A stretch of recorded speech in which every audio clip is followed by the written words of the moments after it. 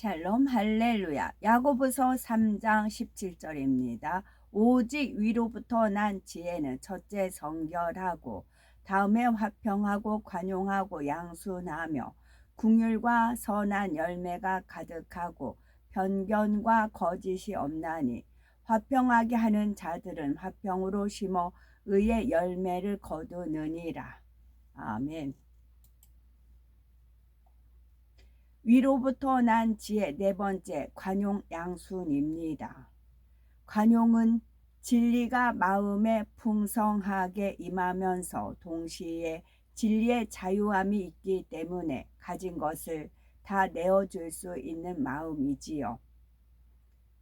관용에서 나오는 지혜 진리의 자유함입니다. 요한복음 8장 32절은 진리를 알지니 진리가 너희를 자유케 하리라 하였습니다.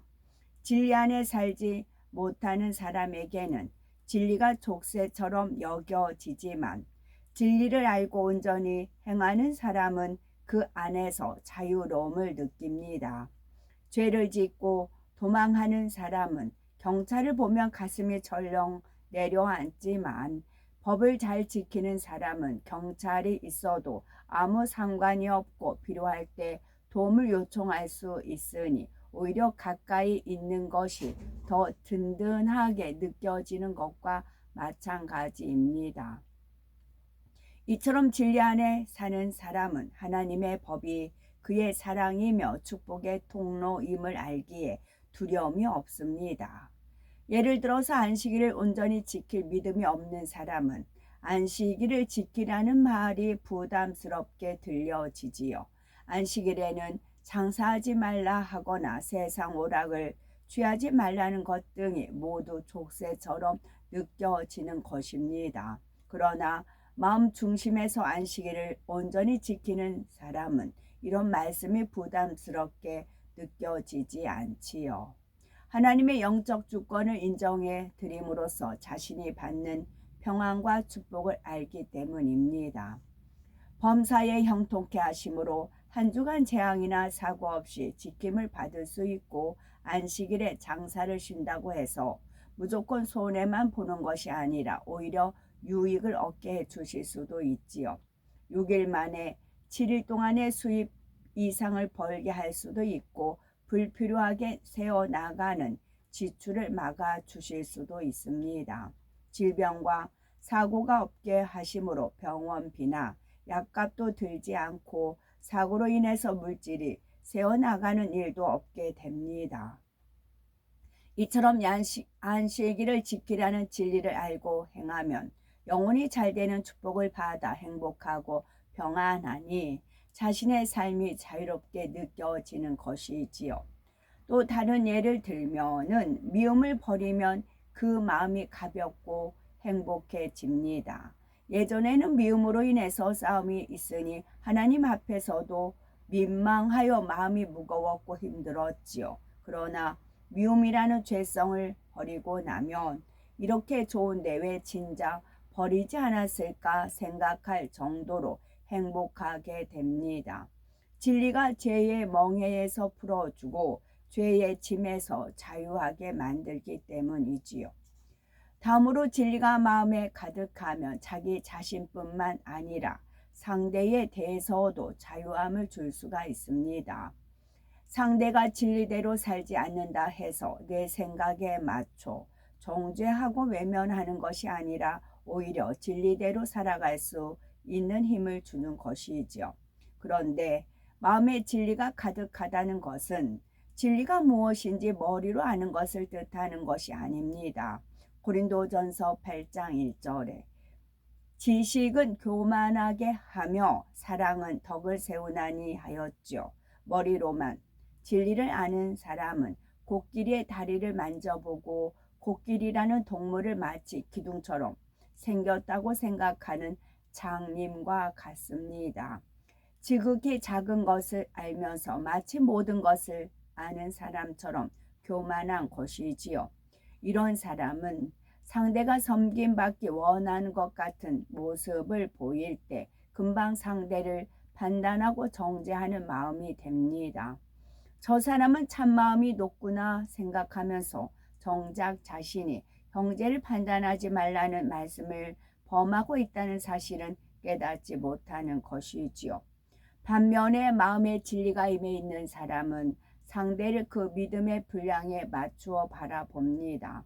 말씀으로 옳고 그름을 분별할 수 있지만 상대의 허물과 비진리를 사랑으로 품어주고 덮어주는 것이지요.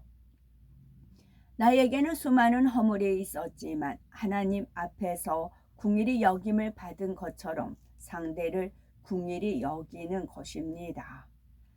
또한 명철이 있지요. 이렇게 진리가 풍성히 임하고 진리의 자유함 속에 넉넉한 마음이 되면 범사의 밝은 길을 볼 수 있는 명철이 임하게 됩니다. 이는 예수님의 경우를 보면 쉽게 알 수가 있지요. 예수님은 진리의 자유함 속에서 사람들에게 하나님의 마음을 전해 주셨습니다. 여러 가지 비유를 통해서 깨닫기 쉽게 설명하며 영육간에 상하고 찢긴 영혼들을 고치신 것이지요. 요한복음 8장에 가늠하다 붙잡힌 여인에 대한 사건이 나옵니다. 어느 날 유대인들이 가늠하다 현장에서 잡힌 한 여인을 예수님 앞에 끌고 왔지요. 이 여인을 어떻게 할지 말하라는 것입니다. 구약의 율법에 의하면 가늠한 여인은 돌로 쳐 죽여야 합니다. 그러나 만약 예수님께서 돌로 치라 하면 그들은 예수님을 향해 사랑이 없다 할 것입니다. 반면에 용서하라 하면 율법을 무시하는 사람이라고 정죄할 것입니다. 이때 예수님께서는 아무 대답 없이 바닥에 무엇인가를 쓰기 시작하시었지요. 사람들이 답변을 재촉하자 너희 중에 죄 없는 자가 먼저 돌로 치라 하시고 다시 땅에 쓰는 것을 계속하셨습니다. 군중들은 예수님께서 하나하나 써 내려가는 것을 보면서 차마 돌을 던질 수가 없었습니다. 바닥에 쓰신 내용은 바로 그들에게 해당되는 제목이기 때문이었지요. 양심의 가책을 받은 사람들은 하나하나 그 자리를 떠나고 결국 여인과 예수님만 남게 됩니다. 당시의 상황은 요한복음 8장 10에서 11절에 잘 나와 있지요. 예수께서 일어나사 여자 외에 아무도 없는 것을 보시고 이르시되 여자여 너를 고소하던 그들이 어디 있느냐 너를 정죄한 자가 없느냐 대답하되 주여 없나이다. 예수께서 가라사대 나도 너를 정죄하지 아니하노니 다시 가서 다시는 죄를 범치 말라. 여기서 가서 다시는 죄를 범치 말라 하신 예수님의 말씀은 수치와 두려움 속에 떨고 있다가 극적으로 생명을 건진 여인의 마음에 깊이 새겨졌을 겁니다. 예수님께서는 온전히 진리의 마음을 가지셨기에 하나님의 마음과 뜻을 밝히 알아 진리 안에서 자유함을 누릴 수가 있었지요. 죄인들의 마음을 이해하며 기꺼이 긍휼을 베풀어 주실 수 있는 관용의 마음도 있었기에 죄 없는 사람이 돌로 치라 하시며 하나님의 참뜻을 깨우칠 수 있는 지혜를 나타내신 것입니다. 예수님의 마음의 진리가 온전히 임하지 않았다면 정죄하는 마음이 조금이라도 있었다면 이러한 답을 하실 수 없습니다. 만약 여인이 불쌍하다 해서 무조건 살려주라 하셨다면 율법을 거역하도록 가르친다는 정죄를 받아 매우 곤란한 상황에 빠졌을 겁니다. 그러나 예수님께서는 율법을 온전히 이루셨고 율법의 근본 취지를 아셨기에 모든 사람을 살리는 지혜를 나타낼 수 있었지요. 디모데전서 2장 4절은 하나님은 모든 사람이 구원을 받으며 진리를 아는 데 이르기를 원하시느니라 하신 것 같이 하나님께서 정말로 원하시는 뜻은 죄인들에게 벌을 주는 것이 아니라 회개시켜 구원받게 하는 것입니다.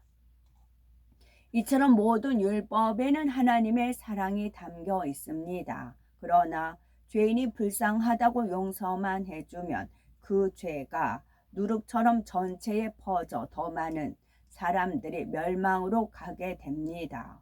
그래서 하나님께서는 죄에 대해 형벌을 정해 주신 것이지요. 여기서 또 한 가지 깨달아야 할 지혜는 예수님께서 군중들의 잘못을 말로 판단하지 않고 바닥에 쓰셨다는 데 있습니다. 군중들에게 직접 말하여 정죄하고 그들의 마음에 찔림이 되게 하신 것이 아니라 바닥에 써진 자신의 죄목을 보고 스스로 깨달아 물러가게 하셨지요. 어떤 사람이 누군가의 허물을 말하며 이를 듣는 사람도 즉시 상대방을 무안줄 때가 있습니다. 너도 이러이러한 잘못이 있지 않았느냐 하고 말문을 막아버리는 것이지요. 쉽게 말해 너나 잘해라 하는 것입니다. 물론 남의 허물을 말한 사람도 잘못이지요. 그러나 상대가 잘못을 한다고 해서 상대의 허물을 드러내 면박을 주는 것도 하나님 앞에서 옳다고 할 수는 없습니다. 악으로 악을 갚는 것이고 자신도 똑같이 판단하는 죄를 짓는 것이지요. 또한 그 말을 듣는 상대방도 비록 자신이 잘못한 것이 사실이라 해도 오히려 감정과 서운함을 품게 됩니다. 진리를 마음에 이루지 못하고 머리에만 지식으로 쌓으면 그 지식으로 상대에게 상처를 주기 쉽습니다. 누군가 질병이나 연단을 겪는 것을 보고 그럴 줄 알았다, 돌아봐라 하는 말로 상대를 정죄하는 경우가 있습니다. 특히 가까운 사람이나 가족들에게 더 쉽게 그런 말을 하지요. 상대가 선한 사람이라면 이런 말을 들어도 사랑의 권면으로 받고 돌이킬 겁니다.